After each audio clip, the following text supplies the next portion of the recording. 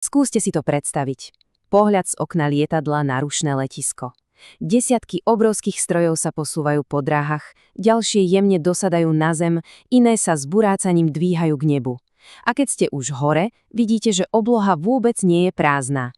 Je plná ďalších svietielok, ktoré si križujú cesty.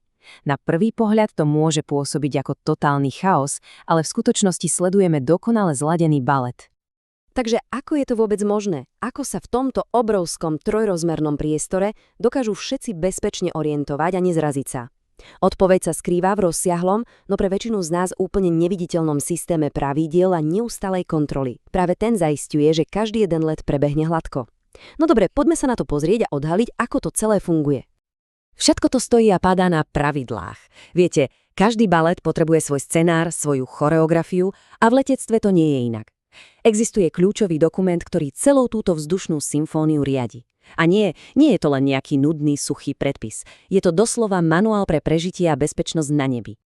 Konkrétne ide o predpis L11. Predstavte si ho ako takú ústavu pre riadenie letovej prevádzky. V podstate hovorí všetkým, ktorí sa na tom podieľajú, od pilotov v kokpite až po riadiacich na zemi, ako sa majú správať. Hovorí jasne, kto je za čo zodpovedný a zaisťuje, že celý systém je jednotný a predvídateľný. Je to naozaj ten základný kameň, na ktorom stojí celá bezpečnosť leteckej dopravy. Takže začníme pekne od začiatku. Tam, kde začína aj každý let na letisku. Je to miesto, ktoré, povedzme si, všetci tak nejak poznáme, ale jeho vnútorné fungovanie je o mnoho zložitejšie, než sa na prvý pohľad zdá. Tie veľké rušné letiská totiž nie sú len tak nejaké parkoviská pre lietadlá. Oficiálne sa im hovorí riadené letiská. A čo to znamená? Znamená to, že absolútne každý jeden pohyb, či je to lietadlo, servisné auto alebo hocičo iné na prevádzkovej ploche, je pod prísnym dohľadom a riadením jednej centrálnej autority. No a týmto mozgom, tým nervovým centrom, je samozrejme ikonická riadiaca väža. Odtiaľto riadici letovej prevádzky koordinujú úplne všetko. Od momentu, kedy lietadlo odtlačia od terminálu, cez jeho pomalý pohyb po splete rolovacích dráh, až po ten kľúčový okamih, keď dostane povolenie na vstup na vzletovú dráhu. Všetko musí klapať na sekundu presne. A toto je dôležité. Pilot si nemôže len tak povedať, tak idem naštartovať a odletieť. Kdeže? Potrebuje niečo, čomu sa hovorí letové povolenie. Je to vlastne taká oficiálna priepustka na cestu. A táto priepustka obsahuje presné inštrukcie. Kadiaľ má letieť, do akej výšky má stúpať, jednoducho všetko. A presne toto je ten prvý moment, kedy sa zodpovednosť za lietadlo začína presúvať zo zeme do vzduchu. V momente, keď sa kolesá lietadla odlepia od zeme, vstupuje do ďalšej, ešte oveľa komplexnejšej časti celého systému, pretože tá obloha nad nami, tá vôbec nie je len prázdny voľný priestor. Práve naopak, je starostlivo rozdelená a zorganizovaná. Tomuto organizovanému nebu sa hovorí riadený vzdušný priestor. Je to presne vymedzená oblasť, kde služba riadenia, teda dispečeri, dávajú pozor, aby sa lietadlá navzájom bezpečne vyhýbali. Ale pozor! Nie je priestor ako priestor. Má rôzne úrovne a rôzne pravidlá. Dobre, táto tabuľka možno vyzerá zložito, ale poďme si to rozmeniť na drobné. Existujú v zásade dva typy letov. Lety IFR, teda podľa prístrojov, to sú tie veľké dopravné lietadlá, ktoré sú neustále pod dohľadom a letia ako kamióny po diaľnici. A potom sú tu lety VFR, teda za viditeľnosti. To sú skôr menšie lietadlá, kde pilot naviguje podľa toho, čo vidí, podobne ako auto na okresnej ceste. No a podľa toho, kto kde smie lietať a ako prísne sú lietadlá od seba oddelované, sa obloha delí do tried. Trieda A je taká super exkluzívna diaľnica len pre IFR. A na opačnom konci je trieda G, tam je to skôr ako otvorená krajina, kde si za všetko zodpovedá hlavne pilot. A aby to nebolo také jednoduché, tento priestor má ešte ďalšie delenie. Riadený okrsok, alebo CTR, je vlastne taká ochranná bublina hneď okolo letiska, ktorá siaha od zeme až do určitej výšky.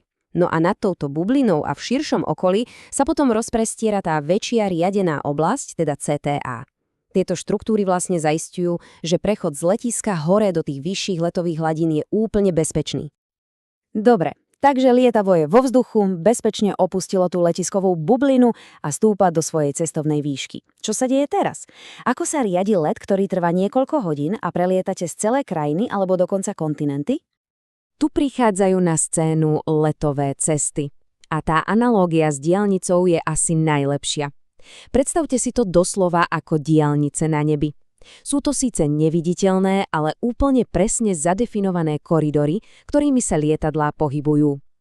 Vďaka ním je ich pohyb predvídateľný a bezpečný. Samozrejme, na tieto vzdušné diaľnice už nedovidí väža z letiska. Ako náhle je lietadlo ďalej od letiska, zodpovednosť zaň preberá oblastné stredisko riadenia. Každé takéto stredisko je ako obrovský velín, ktorý má na starosti gigantický kus oblohy.